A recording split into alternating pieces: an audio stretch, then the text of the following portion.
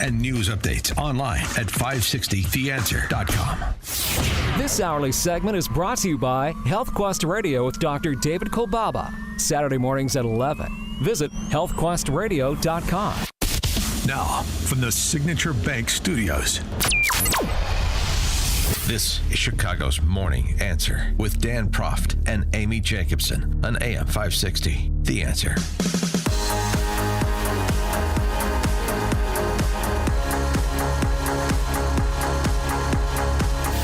Top of the morning, Dan and Amy. This was an interesting perspective from former Israeli hostage Omer Tov, held by Hamas after the October 7th terrorist attack. What apparently Hamas terrorists communicated to him about last year's election in this country, and who would best serve their interests. Take a listen. Yes, it's him. He got me out. He got the hostages out. Before we felt like nothing is happening, And I remember ever since he came into the road, they were very scared of him. Yeah, they wanted who? The terrorists. We're afraid of Trump. Yeah, they wanted Kamala to be chosen, to be elected. You talked politics with them? Yeah. They wanted Kamala to be elected. But as soon as Donald Trump was elected, they understood that he wants to bring the hostages back home. Yeah. So immediately the way they treated me changed. So if it's the amount of food, I could say this, that when Trump became president, yeah, the way they treated us changed. For me personally, this is what I think felt. because they anticipated that a deal would come soon. Yeah. And that's when they started giving you more food. Exactly. More food, treated me better, stopped cursing me, stopped spitting on me. They were spitting and cursing? Yeah. Were they beating you? No, never. I was never, except the 7th of October, I was never abused physically. But I think it's because the way I managed around the relationship. Yeah. He was held hostage for 500 days, so he has more than a little perspective on how the treatment changed. For more on this and other matters, please be joined by Noah Rothman, senior writer at National Review, author of The Rise of the New Puritans, Fighting Back Against Progressives' War on Fun. Noah, thanks for joining us. Appreciate it. My pleasure. Thanks for having me. With the testimony, if you will, of Omar Tov, is that surprising to you? Sometimes foreign actors, foreign leaders, non-state actors like terrorists can have a pretty thumbless grasp of domestic American politics. Sounds like these Hamas terrorists do, however, have at least their finger on that end of the pulse. Mm-hmm. Insofar as they knew who was going to be the tougher party. At least during the campaign, it was pretty clear that there was an uncompromising position that was struck by Donald Trump and J.D. Vance, and by contrast, Joe Biden, Tim Walz, Kamala Harris adopted a much more conciliatory posture towards Iran being the primary sponsor of Hamas, among other terrorist proxies in the region, and really quite mistrustful of the Netanyahu government. That was a reasonable consideration to make in the 2024 campaign. Subsequently, however, the president has promised a lot of threats. He's promised that all hell will break loose in the absence of a negotiated deal for the release of the hostages. We haven't seen all hell break loose. In fact, we saw the president negotiate a deal with Hamas on the side for Eitan Alexander, leaving Israeli hostages continually still in Hamas's hands. So while the Hamas terrorists were, right to be concerned about what a Trump administration would look like in terms of their own security, so far they seem to have assumed the worst-case scenario that has not occurred. Well, it's certainly a worst case scenario, if not the worst case scenario, as you say, and that just even includes, I should say, what's happening domestically with pro-Hamas undergrads in Ivy League schools and elsewhere, right? I mean, that those messages get sent around the globe too. The president's trip to the Middle East and the effort to establish closer ties between some Islamic theocracies in the United States. All of that has to be factored in too. I assume at the leadership level, these are not completely unsophisticated people. Yeah, no, they're not. But they're also, and that's why I'm worried that because they are sophisticated people, that they're going to start seeing these signals. Look, the administration, since it's taken office, has it started off pretty strong when it comes to meeting the measure of the rhetoric that it struck in 2024. And since then, we've seen the president halt the strikes on Houthis, another Iranian proxy terrorist group, which I suspect, no one's confirmed, but I suspect has a lot to do with the effort to ingratiate itself to Tehran amid an attempt to renegotiate something like a JCPOA 2.0, an Iran nuclear deal. Mm-hmm. And what I'm terrified that the administration will ink something like an interim deal, which is what the Iranian side wants. They want to keep enriching uranium. At least they want to keep their uranium enrichment capacity, their ability to restart these things, which is exactly what the JCPOA did. Look past their terrorism, look past their ballistic missile programs, and just get to an interim deal so we can call it a deal. It's deal, quad deal, deal for deal's sake.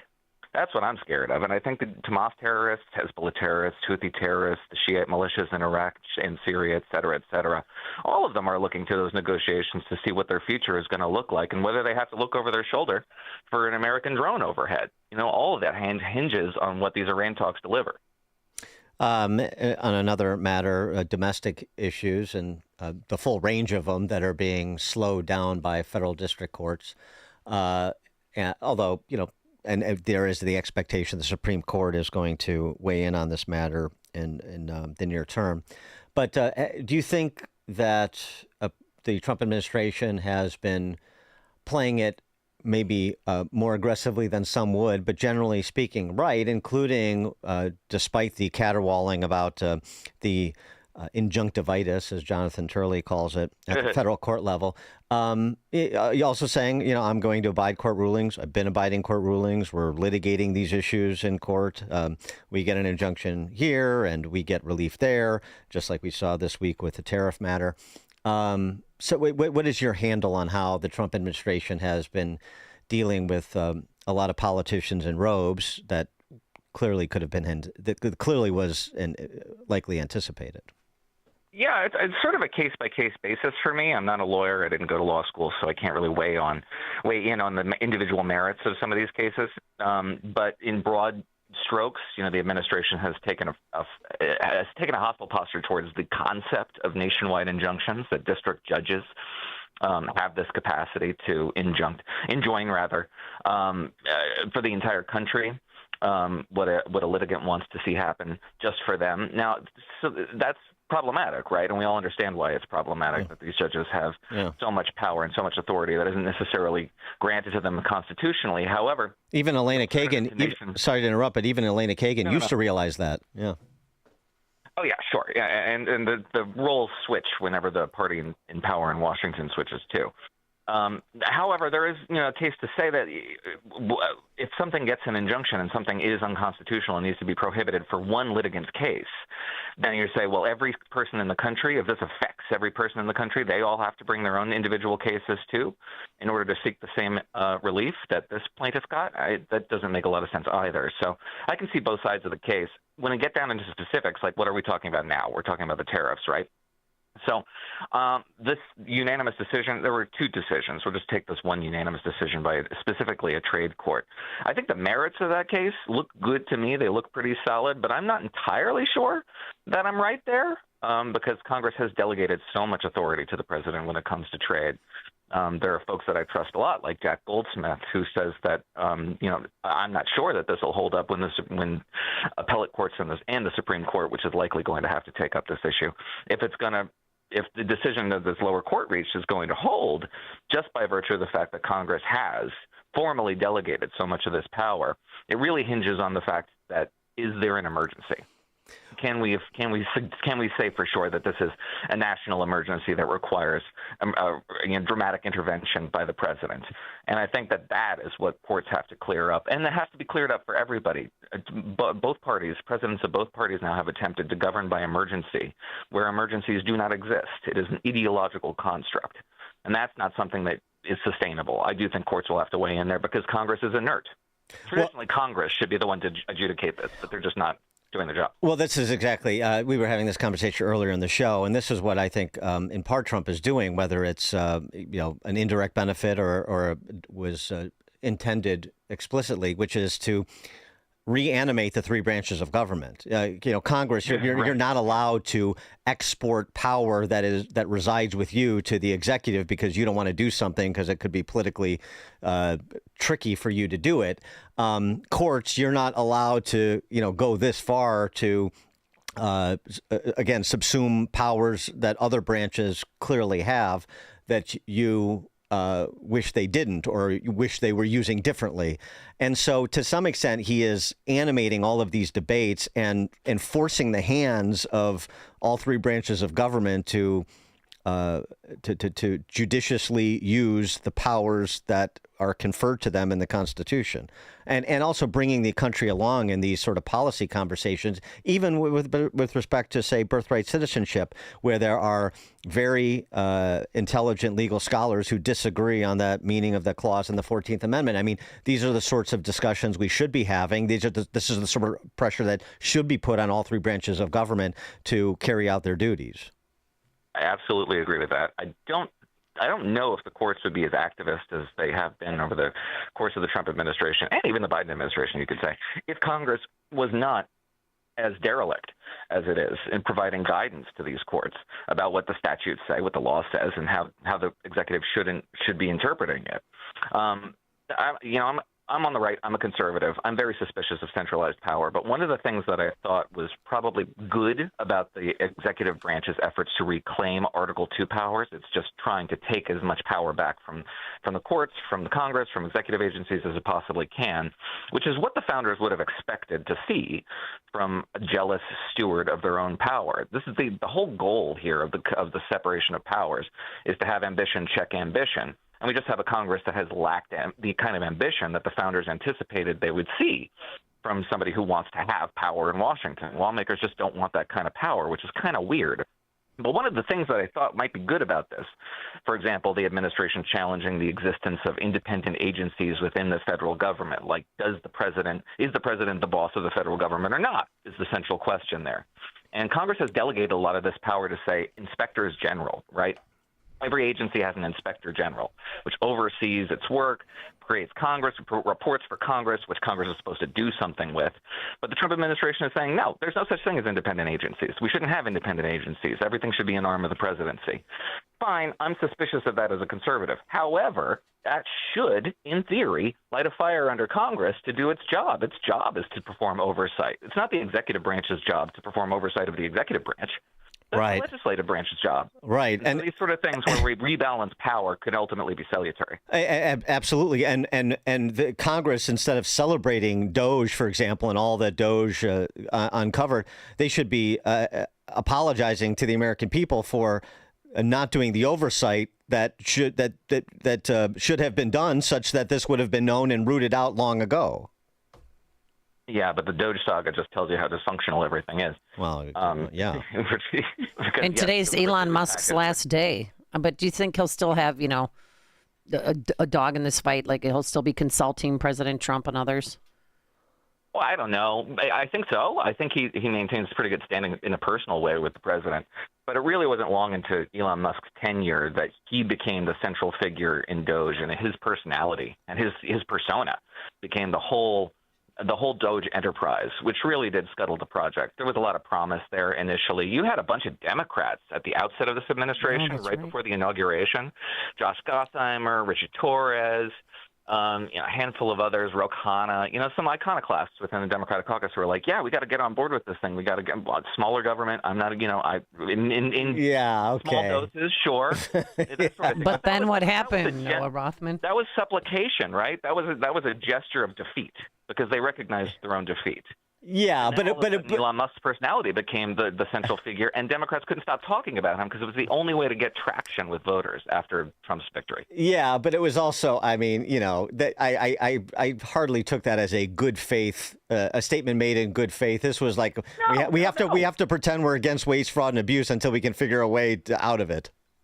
Right, precisely. But that's an acknowledgement of our own shared reality, right? And our shared reality was Republicans were victorious and Democrats were driven before them. We hear the lamentations of their women. It was the sort of thing that we could actually, Republicans could really enjoy and take stock of and force them to wallow in their own sense of defeat and acknowledge what brought them there. But it was, you can overstate it. I don't want to overstate it. But to a certain extent, Elon Musk's provocative behavior online and elsewhere gave Democrats a new lease on life. All of a sudden, his polling plummeted, and Democrats couldn't stop talking about Elon Musk because it was the only way to get traction, and it was successful. Well, they still have a dude problem, and they're spending $20 million to try and fix it with the midterms coming up. Yeah, but the DOGE thing, the DOGE thing, the problem that Elon Musk ran into, as we see playing out in the big beautiful bill, is all the spendthrift Republicans in Congress.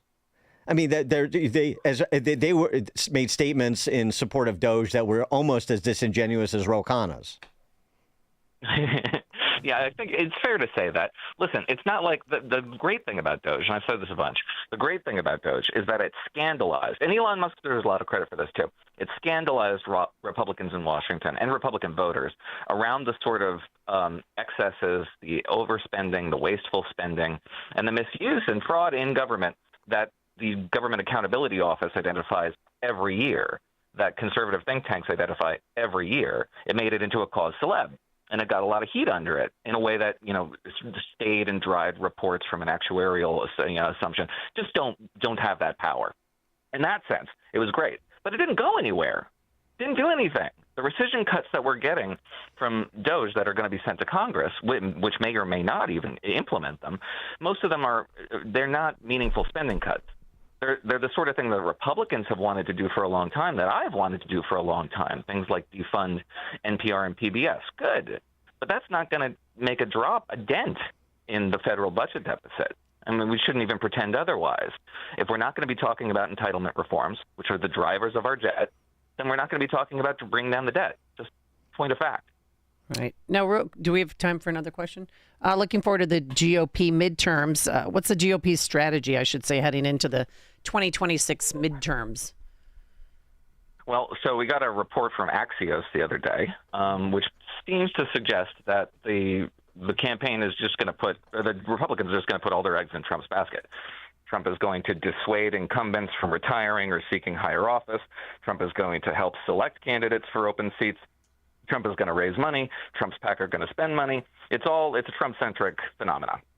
And, that makes sense because you go to war with the army you've got. I mean, this party orbits around Donald Trump. He is the most central figure. He's the most popular figure.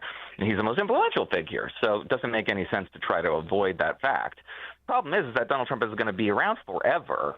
Maybe even if Republicans are able to evade the traditional headwinds that you would experience as a party in control of government in your first midterm election, even if Democrats have such a bad odor around them, even then that they just underperform in the midterms, Donald Trump's not going to be around in 2028. The Republican Party will need to have a uniform theory of itself, a unified identity that it can replicate independently of Donald Trump. You've seen a lot of people try to do the Trump shtick, and they just don't do it well. I mean, the president really has locked down his own persona, his affectation. And I just don't think it serves anybody well to attempt to mimic that. They just come off as false and insincere. And so far, the Republican Party has done pretty well around Trump as Trump. But Trump is a unique phenomenon, and is uniquely able to pull off the kind of affectation that he manages to project out there, which has done very well for him, especially among the cohort that you mentioned, Amy, the young men. Right. That's the sort of thing that I don't know if J.D. Vance can do that. Does J.D. Vance have that sort of appeal among the demo that you're talking about? Young men who, get their news from independent sources, who watch, low culture stuff like wrestling. That's a sort of nucleus of Donald Trump's support, right? That's what got him to where he is today. And is anybody in the Republican Party capable of appealing to that demographic? And this is really the wine track, right? J.D. Vance is the wine track who's trying to appeal to a particular type of voter who's more of a beer track type. And I just don't think it comes off as genuine and sincere. I'm not saying he can't pull it off, but I just don't see it as being as sincere as what Donald Trump does. Yeah, we were just talking before you joined us about, it's very celebratory about all the gains that were made by Republicans among even Rui Toucher writing about the 46-point move among self-identified moderate Hispanics, about Latino voters and black voters and young men, all these. But it's very celebratory, but it's also very much, to me, transactional, cult of personality, sort of a black swan event, and there's no indication that is necessarily locked in, and so there needs to be real thought given to making overtures to build upon what Trump has gained, and I just think that there's sort of a lethargy with respect to that recognition among many on the right. And the worst thing that could happen is if that transactionalism becomes evident. It becomes like obviously apparent in the appeals by non-Trump Republicans to these demographics that warmed to the Trump style of the new GOP, right? If they begin to sense that they're being worked over, that they're being used, right, for political gain. It's going to reverse itself and really quickly, and it'll be accompanied by a lot of resentment about the degree to which they have been used. It's a risky situation. Noah Rothman, senior writer at National Review, author of The Rise of the New Puritans, Fighting Back Against Progressives' War on Fun. Noah, thanks as always. My pleasure. Thank you. Thank you. And he joined us on our turnkey.pro answer line. This is the morning show more Chicago radio listeners are choosing. This is Chicago's Morning Answer on AM 560. The Answer. Does your garage floor look bad, cracked, or stained from Chicago?